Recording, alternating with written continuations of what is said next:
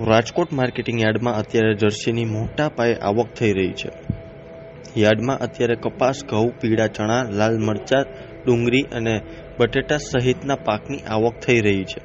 Rajkot marketing યાર્ડમાં ખેડૂતોને પૂરતા પ્રમાણમાં ભાવ મળતા હોવાથી રાજકોટ સિવાય અન્ય ગામોના ખેડૂતો પણ આ માર્કેટિંગ યાર્ડમાં પોતાનો પાક વેચવા માટે આવી રહ્યા છે.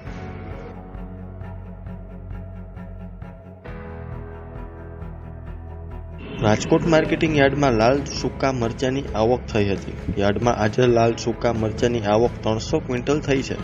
મરચાનો ભાવ ખેડૂતોને 1450 થી 3600 રૂપિયા ભાવ મળ્યા હતા. જો કે લાલ મરચાના ભાવ ખેડૂતોને સામાન્ય એવા મળી રહ્યા છે.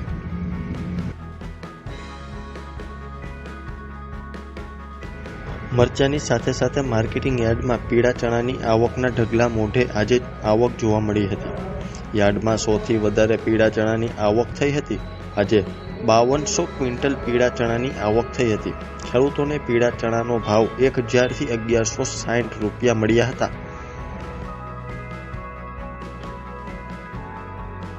રાજકોટ માર્કેટિંગ યાર્ડમાં આજે લીંબુના પાકની આવક 315 ક્વિન્ટલ થઈ હતી. જ્યારે લીંબુના એક મણના ભાવ ખેડૂતોને 2100 થી 2400 રૂપિયા મળ્યા હતા. જેથી લીંબુનો પાક લઈને આવેલા ખેડૂતોમાં ખુશીનો જોવા મળી હતી. એક તરફ ખેડૂતોમાં ખુશી છે તો ગૃહિણીઓમાં નિરાશા પણ જોવા મળી હતી.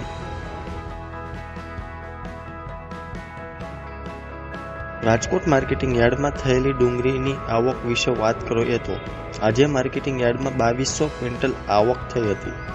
યાર્ડમાં આજે ડુંગળીના ભાવ ખેડૂતોને 150 થી 321 રૂપિયા ભાવ મળ્યા હતા. રાજકોટ માર્કેટિંગ યાર્ડમાં આજે સૌથી વધારે બટેટાના પાકની આવક થઈ હતી. બટેટાની આવક આજે રાજકોટ માર્કેટિંગ યાર્ડમાં 3000 ક્વિન્ટલ થઈ હતી. ખેડૂતોને 160 થી 321 રૂપિયા મળ્યા હતા. રાજકોટ માર્કેટિંગ યાર્ડમાં બટેટાની આવક વધારે થતાં યાર્ડ બટેટાથી ઉભરાયું હતું.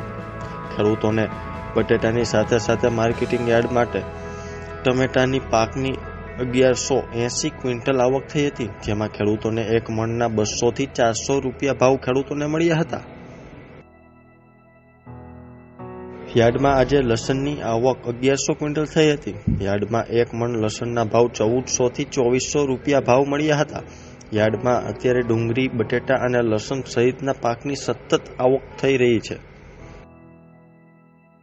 રાજકોટ માર્કેટિંગ યાર્ડમાં આજે કપાસની આવક 2000 ક્વિન્ટલ થઈ હતી. જ્યારે કપાસના ભાવની વાત કરીએ તો આજે એક મણના 1450 થી 1600 રૂપિયા ભાવ મળ્યા હતા.